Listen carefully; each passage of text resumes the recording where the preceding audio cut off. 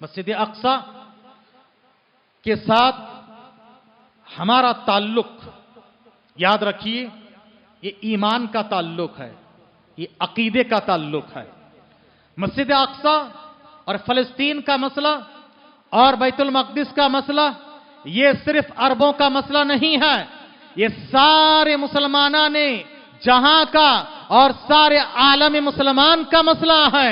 क्योंकि बैतुल मक़दिस और इसी तरह से मस्जिद अक्सा ये हमारे ईमान का जुज है, हमारे ईमान का हिस्सा है, हमारे अकीदे का पार्ट है। और मुसलमान और मोमिन का ईमान और अकीदा चाहे वो किसी भी जगह पर रहे, सबका एक होता है। इसी अकीदे की बुनियाद पर हम एक है, याद रखिए।